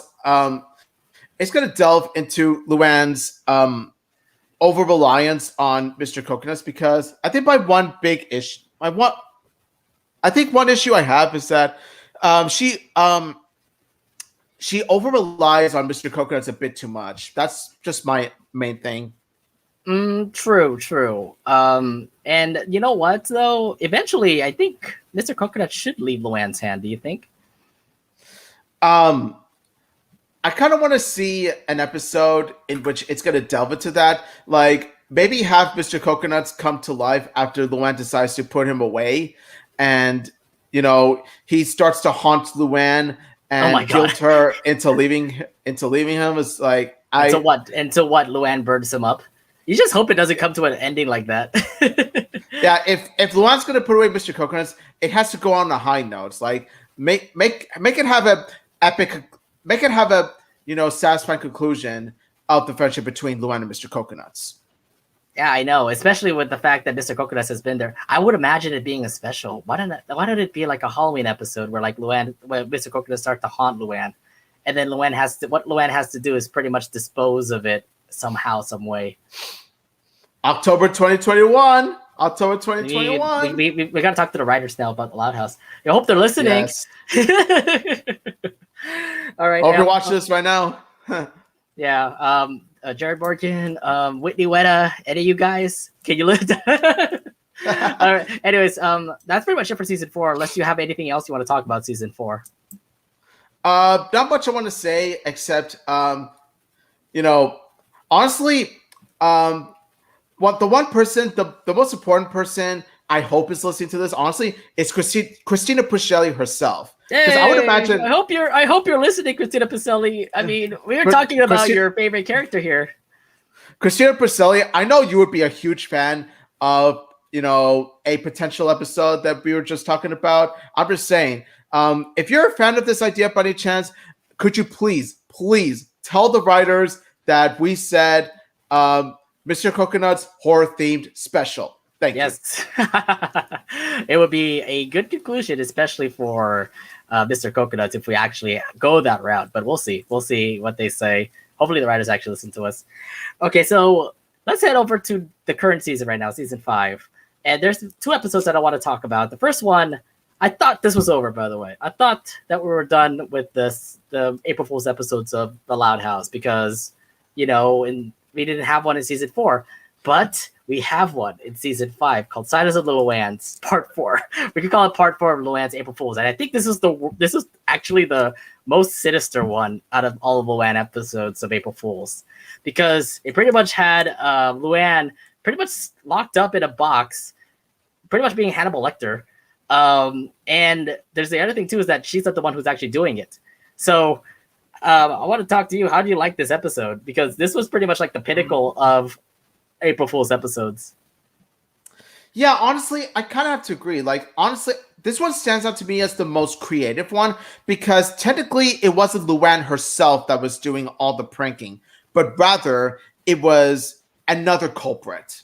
But then I really do love how the episode handles Luanne and her connection with the pranks because while she doesn't do those pranks directly, she still has this psychosis the psychological mind of the pranking genius. So she puts it to good use in terms of helping the Louds capture the real prankster.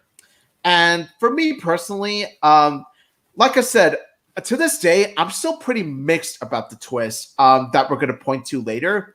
But as for the entire episode as a whole, as for its premise, I thought it was ingenious. And it still continues this massive strength that a lot of these April Fool's episodes really do have, which is their own different, unique executions, their own different directions of each of these April Fool's episodes.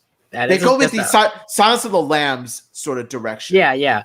I just love the fact that we're really creative in this, just because, I'm guessing kids are into horror films, because there was a lot of like horror like aspects that were also in this. Like you get the face mask, which kind of tells you like, oh, we're going into Halloween. Okay. That's a straight up Silence of the Lambs reference, where you got Luanne pretty much in this stroller, this straight jacket, this mask. Definitely straight up reference to Silence of the Lambs, and I applaud the Loud House for that, because I really like Silence of the Lambs. It's a really great movie in my opinion. It is. I mean, definitely a horror film. But the thing is that, no doubt about it, it was pretty interesting considering that there's still a lot of pranks, and Luanne was the one who's pretty much locked up. Look, we understand Luanne can be tricky, and they did a lot of stuff, and there was a lot of stuff that happened, like paint bombs. They got gooped. They got PB and Jade. They even went around Burpin' Burger for who knows how long and actually threw up. So forever. But forever. No, wait. Who said that, by the way? Who said that? We're gonna get to that. Yeah, because because you're thinking that it actually was going to be Luanne, but no, it actually turned out to be this other person that we didn't expect to actually see. Lily actually was the person that actually did all the pranks, and I'm kind of confused about that. I'm like, Lily now a prankster? Did you actually saw that coming? Yeah, honestly, here's the thing. Now, I'm not against the idea of someone else doing Luanne's pranks, rather than Luanne herself, because, like I said, this is another way for this April Fool's episode to go in a much more unique and different direction than the other April Fool's episodes. Like, I really do like the idea of someone else doing them rather than her. I think the reason I have sort of mixed feelings about it is because Lily's just a baby. Is she that smart? Is she really that smart that she can actually? But here's the thing, of course, Lily has her smart moments too. But here's the thing, like, those are smart moments for her, like, by baby standards. Like, you know how like Sunday, Monday, Sunday, and also recently what we've seen with Camp, like, those are clever moments for Lily. But like I said, they're by baby standards. Whereas here, however, I felt that it was sort of a bit overstretched. Like, it was so overstretched up to a point where even M. Night Shyamalan himself will find it too far-fetched. Wow, that's a certain level there. Ooh. Like, honestly, I feel that if I had it my way, like, honestly, I think what would have made Silence of the Luannes work even better is if you had someone like say someone in her own age range, like, I don't know, Benny. Right? Oh, that would have been nicer. That would have been nicer, actually. But I wouldn't expect Betty to be like the evil person. I wouldn't expect her to be the prankster.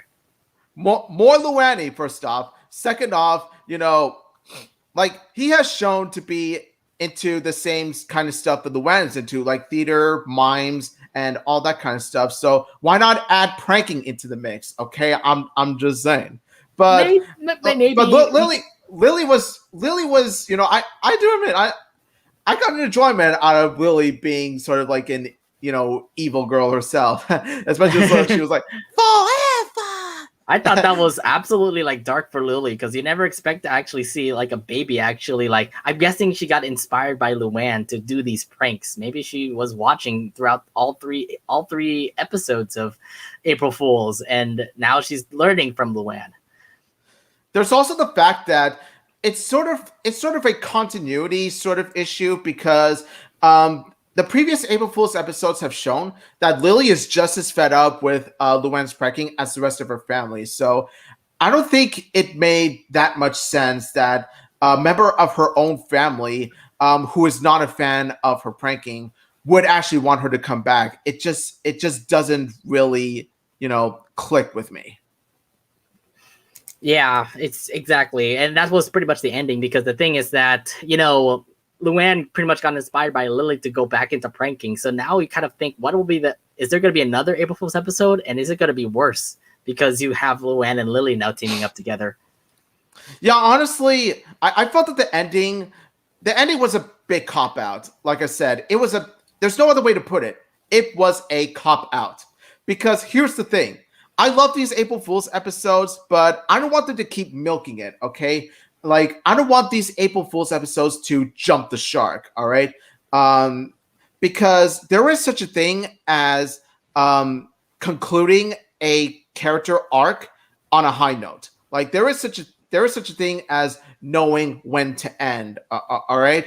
You know what I mean? Like, so just the fact that like Luanne comes back as a pranking master, like the beginning of the episode already establishes that she's too old to do this pranky stuff. Like she's a mature gal. I felt that she should have still kept her mindset. Honestly, I felt that she shouldn't have changed her mind too quickly. If you know what I mean.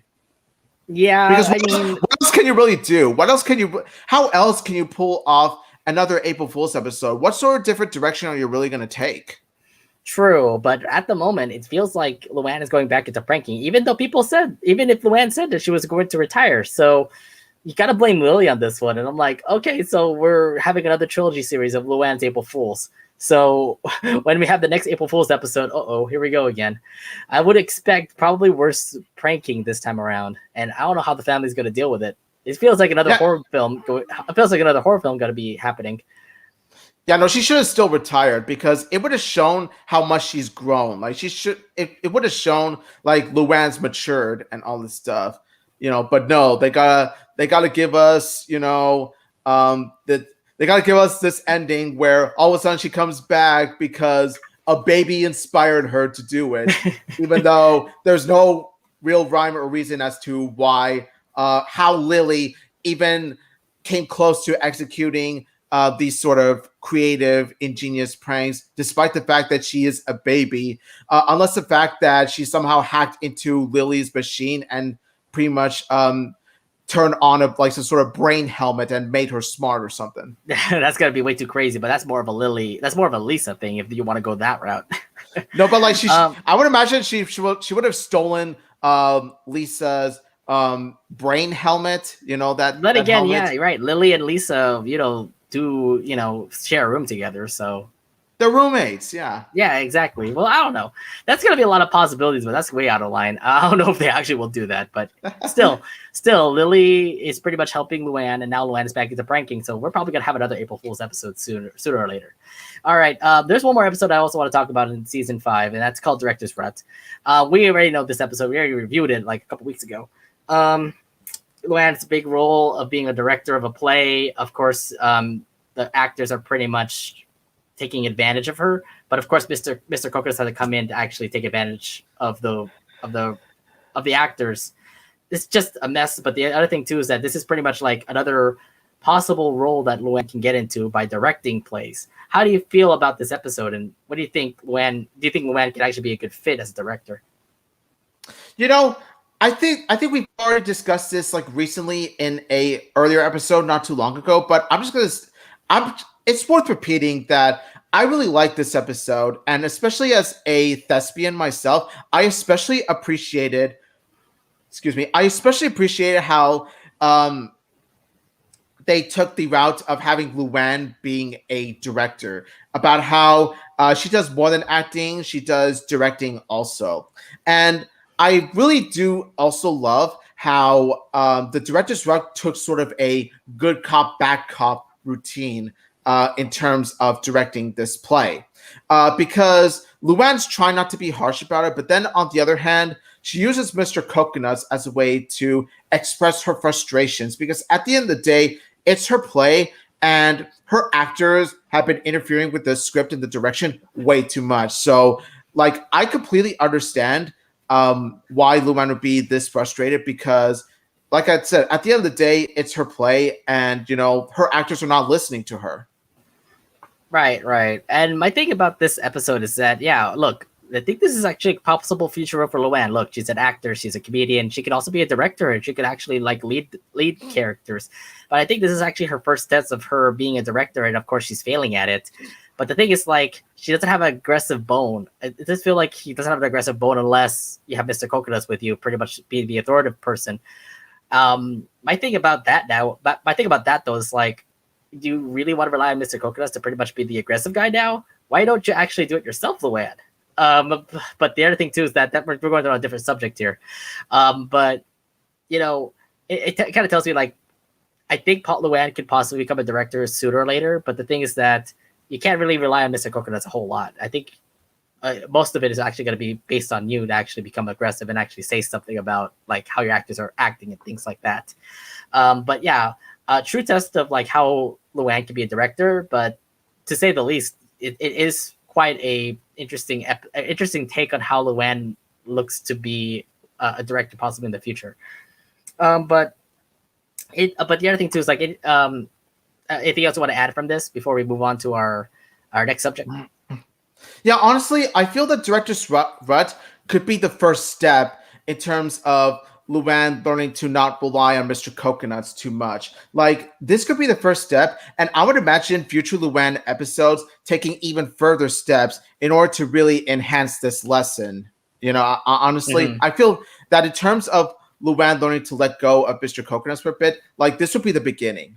I think so, because the thing is, like, yeah, I understand Mr. Coconuts would be your aggressive side, but, Luanne has to actually show up and actually say, hey, I'm trying to be aggressive here too. So I'm going to actually, I believe there's going to be an episode where like she has to actually step up and say, I need to actually like have my show go under control, or I don't like this, I don't like that. I need to step up and things like that. She's not she can't be that shy person that she's always been, especially in this episode. And another thing too is that here's the thing: we've seen Luanne herself show her aggressive side on her own, like Funny Business and Feast Her Family. So why not do it here in Director's Rut? Right, exactly. So yeah, I mean, there's a possible future of what will happen with these with Luanne, but pretty much from season 5 on, we have nothing after that. So now it's time for our little portion here where we actually have to talk about, where we actually think about like what our thoughts are going to be for Luanne's future. And I'll start off with you, Omid. How does Luanne's future look to you? From season 5 and onwards. Honestly, I feel that she's mainly going to be a comedian. She'll go with that career, of course, no matter what. But then she's going to do some acting and directing on the side as well. Like, honestly, I would imagine her being like the Sarah Silverman of the show. Okay. Like, she would be the next Sarah Silverman, like, definitely. Because of how Sarah Silverman, of course, is a comedian and an actress herself. Like, I would imagine Luanne going the same route. So here's what I want to think about for Luanne in the future. I mean, you did point out the point about Mr. Coconuts. Look, she's got to get older, and I believe she's going to let go of Mr. Coconuts, or unless she actually has a thing about ventriloquism. But I don't think that's going to happen. Look, she's possibly going to be a director, possibly going to be an actor, possibly going to be a comedian. The thing is that you don't need Mr. Coconuts to actually have it all the time. I would imagine it being like a little safe hobby, maybe like store it in a case and pretty much like leave it there. But if she's gonna be going into the future, I believe Mr. Coconuts shouldn't be with her. So I believe like there should be one little episode where, like we said, a 30-minute special where like Mr. Coconuts, like we have to get rid of Mr. Coconuts, where Luanne has to like burn him or take it to a case or lock him up for who knows how long. But yeah, I have to say, Mr. Coconut should not be with her in the future. I think it's not going to hold her back. The thing is that she's got to learn by herself that she has to be aggressive. You can't have Mr. Coconuts be the one to actually just be the aggressive side. I could just totally see her like do a lot more stand-up comedy. I could see her also maybe direct a movie. I'm seeing like actors in Hollywood actually direct their own movies now. I believe Luanne can have that same path. My thing is also I can't wait to see if she actually will be like married to Benny. I believe that's a true OTP that could happen. I believe Benny and Luanne are an OTP. But no doubt about it, I believe the arts are really calling for her, and it feels that Luanne's future is definitely in whatever she wants to do in the arts, directing, acting, theater, comedy. It all depends on how she wants to roll with it. But I believe it's just going to be all in that section. Yeah, honestly, I feel that with the thing with Mr. Coconuts is that the way Luanne is going to handle him, I think it's going to be like a phase. You know what I mean? Like Mr. Coconut phase. Just like how like her April Fool's pranking, well, at least up until the very end of Silence of the Lambs, at least, it was sort of a phase to her. But then she got back into pranking for, contrived reasons. I feel that like with Mr. Coconuts, it's going to be a phase where she's going to learn to let go of it. And hopefully it's going to be the same case with her pranking as well. So at the very least, like some are just going to be phases, but others, like she's going to carry with her all the way through to the end, like her stand-up comedy, her acting and directing, because she's got a bright future when it comes to those things. Yeah, I think so too. And the thing is that if we're going to continue on with like season 5, season 6 episodes of The Loud House, I believe it's just going to be all with that theater group. So expect to see more Benny, expect to see more of that theater group that she was with. I would expect her to be in another play with Benny, probably another like Romeo and Juliet date theater thing or something. I mean, I got nothing much to say there. I think the arts are pretty much calling for Luanne, and it feels that she's on the right path of heading to whatever role she wants to be. I think she could be a Hollywood star soon. I mean, Luanne Loud looks to be that Hollywood star. She has potential for that. Like I said, next Sarah Silverman. Like Sarah Silverman. People are saying Ellen DeGeneres, maybe. Maybe she could be an Ellen DeGeneres. She's really funny like that. A lot of people are also saying like maybe the next comedian like Jay Leno or Stephen Colbert. I don't know if she's like in that level, but to say the least, I think she's really funny to be in those little talk show hosts. Yeah, here's a late night show with Luan Loud. And you know what? She's gonna put all those puns. It might actually be a successful show. Probably NBC will pick her up. How about another thing too? I know a lot of people want to put spin-offs of Luanne. I don't think we are going to see a spin-off of Luanne's show, but if it does happen, it's not gonna be like SpongeBob where they're gonna put they're not gonna put spin-offs on like every character. I can't see that happening. Yeah, no, honestly, and like I said before, even if they do put more Loud House spin-offs, I don't think Luanne would be quite as fitting to be a candidate so much as Lori or Luna. I think Lori is top tier of getting a spin-off because I believe iCarly is about to have their spin-off series come up, and it's more adultish. So why not have a Loud House spin-off series where it gets more adultish because Lori's in college? Yeah, I think that should happen also. I said before that, Paramount Plus, if you're watching this, if you're listening to this for some reason, please give us a Lori college spinoff, okay? Because ever since she moved to college, we have rarely seen much of Lori. Except for Camped. And one of the best things about Camped is that we actually got to see Lori in a main role again. I know, but now I'm kind of thinking like, did Lori move back to the Loud House? Or is she just... No, I don't think that's the case, and here's why. Keep in mind, Camp takes place during summer. During summer break, that's when college students take a break from courses, well, most of them, and then they move back to spend time with their families before they return in the fall to go to college again. And the reason why I know that it takes place in summer is because it takes place in a summer camp environment. Right. But still, I in the back of my mind, I was just wondering, like, maybe Lori's back, but of course she's still going to be in college. So Unfortunately, I can't see my Lori Loud a lot. Hopefully, we get another like college episode of the Loud House, and hopefully she, gets some more significant roles instead of a ghost that's haunting her college. That's what's stupid. Yeah, out of all the premises to go with, Lori spending time with her university, you had to go with the one that makes more sense if you're writing something from Scooby Doo or Courage the Cowardly Dog instead of this. Just why? We can talk more about Lori Loud, but this is a Luanne episode. Nonetheless, I believe that the arts are calling for her, and I believe she's ready to become that actress or director, wherever Luanne Loud is going to be. All right, so that's pretty much it for our LoudCasa Talks episode. But we also do have our fan reactions. Here's the part where we actually go to our fan reactions. We put up a question on Twitter, and you guys commented and put some answers down. And I have to say thank you guys for putting up some comments.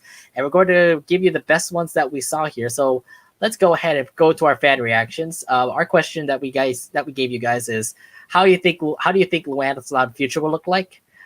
This person named Johnny, that's interesting. Johnny Barrero, his comment here says, I could see a miniseries of Luanne being in theater in a slapstick comedic style, like Ed and Eddie, Tiny Toons, and SpongeBob. Also, her future looks bright, not only as a comedian, but she could get into acting, directing, and theater. And like I said, she could have her own mini slapstick comedy in the series as she tried to get a musical or seat at a point. Yeah, to say the least, like that pretty much covers it up there. I would imagine Luanne, she would definitely play a significant role in terms of her having a spin-off, and especially when it comes to theater. Hey, when I said play, did you get it? Yeah, I get it. I get what you're trying to say. I told you there'd be puns here, in spirit of this podcast episode. But like I said, as a theater fan myself, honestly, that would be a dream spinoff for me. Just having a Loud House spinoff focusing on theater, like honestly, it is the best of both worlds for me. As a Loud House fan and as a theater fan myself. For you, yes, especially for Luanne Loud. Yes. I would love it. I highly doubt that it would happen, but still, a guy could dream, damn it. A guy could dream. A guy could dream, yeah, that's true. Okay, so here's another fan reaction from David Martin. He said, I believe Luanne will be well-known comedian and director for comedy movies. She'll marry Benny. I can also see her as a voice actress, possibly becoming the female Mel LeBlanc from the Looney Tunes. Maybe. Doing voices for females and even male characters. She'll take over Lid's restaurant while he retires. She may even join a circus like Lenny. Her future's really bright. I believe her future's really bright, that's for sure. But that's quite a lot of roles for Luanne. Yeah, honestly, I would imagine Luanne doing voice acting for wacky cartoons like Looney Tunes and stuff like that. Yes, I believe she would be the female Mel Blanc. I believe so, or the female Eric Bauza in a way. I definitely would imagine that. And also in terms of her directing comedy movies, yes. Like honestly, they would be her movies would be Happy Madison done right. So it's pretty much like Adam Sandler's movies. Yeah, no, except Luanne's would actually be genuinely funny, whereas Adam Sandler's is hot garbage. That's true, actually. I'm not a fan of Adam Sandler's. Like, Adam Sandler has some hits and misses, but they're mostly misses. But yeah, for every one good one, there's like 10 bad. Yep, they're not all that good. All right, here's one from AKM22111. This was a pretty interesting shot he did. Honestly, besides her romance with Benny, I don't see that much into the future of the series in terms of what Luanne's future could be. Although I think it would be neat if she eventually accepts to take for real Lynn Sr.'s place at his restaurant. But that will probably come from a way older Luanne than what the show is going to work with. You know what? People are kind of like abiding to like Luanne taking over Lynn Sr.'s restaurant, and I would say that's also a different route that people can take. I would say I can see that happen.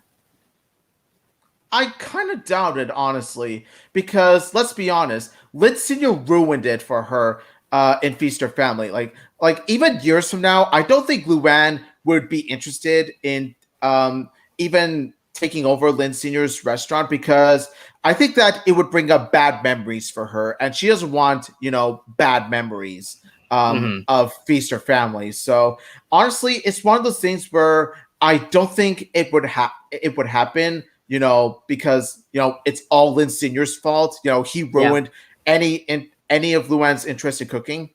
But if there is an off chance that there's I could see Luanne helping out Lynn Senior's in Lynn Senior's table, because she has helped out before in Lynn Senior's table. Take a look at Cooked, but that's pretty much it. Like she won't be like a higher management or anything like that. She won't be manager or owner or anything like that. Just maybe part-time employee. That's it. I think the better shot for Loud to actually have a successful run at Lynn's table would actually be Lori, because there's those managerial there's that managerial role that Lori showed in Can't Hardly Wait, and I believe that she should actually take care of that instead of actually golfing. Yeah, it makes much more sense than it makes much more sense than golfing. Yeah, I agree. Okay, then we have one more. This is from Ryan at Gravity Ferb. I think Gravity Firm. I like that. I think that going forward, she will continue to do theater projects with Benny. In some way, I think that she might become more passionate about theater than comedy, going by what we've seen in recent episodes like Silence of the Luannes and Director's Rut. I think so too. Directing could be a thing for her.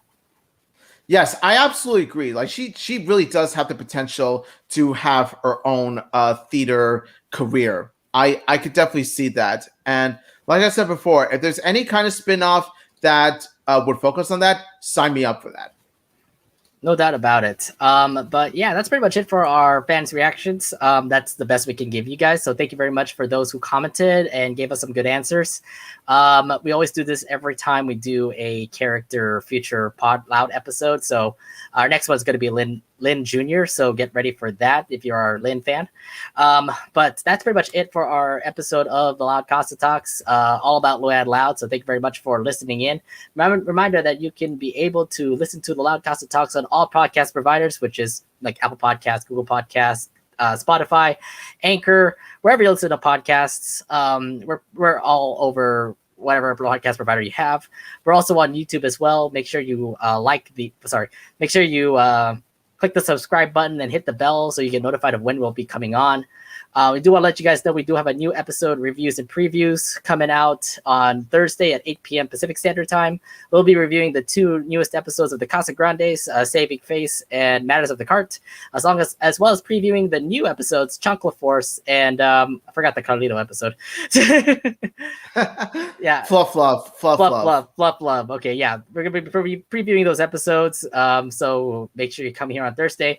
And I do want to get you guys know we are moving our time on Amphibia's True Colors review. It's going to be on June 8th, so that's on Tuesday instead of tomorrow. Yes. So y'all better get ready for this special that we're going to be discussing. Yes, let me tell you, y'all better hop on to oh my God. True Colors review. Try to put your inner Luanne Loud. Get it? Luanne is going to be really angry about that. Given the overall theme of this podcast episode, let's just say it makes sense. But in all seriousness, though, yes, please check out our Amphibia True Colors review, because let me tell you, this was a big episode. Like, honestly, this was an episode so big and so grand, we just couldn't help but, share our thoughts with you guys. Even in a podcast, even in a series that's focused on LoudCasa Grandes. I feel that this is the way to go also, because it's nice to sort of like put LoudCasa Grandes on the side for a bit and just like step over our boundaries and just talk about other shows. I think this is a good way of doing it. You know what? This could be a big thing for us. We actually talk about Amphibia. We might talk about the Owl House. We might talk about like other like hit animated shows. And this could be a thing if you guys want us to. Yeah, also, I just want to give a huge spoiler to True Colors. I just want to give a fun fact. Marcy is best girl on this show. Marcy is best girl. Now I want mint chocolate chip ice cream. I hate you. I wanted to, man. But every time I take a bite of mint chocolate chip, like I can't help but just tears wallowing. Cry. Cry. Every time I eat mint chocolate chip, I can't help but cry. Yeah, I know. I still have a pint of mint chocolate chip ice cream on my freezer, so oh boy, I'm gonna get really sad from this. But we're going to review it Tuesday, 8 p.m. June 8th. So make sure you mark your calendars down. This is going to be a pretty long one because we're going to be talking about Amphibia, how we got into it, and talk about a little synopsis of season 1, and then how we like season 2, and of course our True Colors review, and of course our predictions on season 3. So a lot that we're going to be talking about here for Amphibia. Hopefully Matt Braley actually watches our show. Yeah.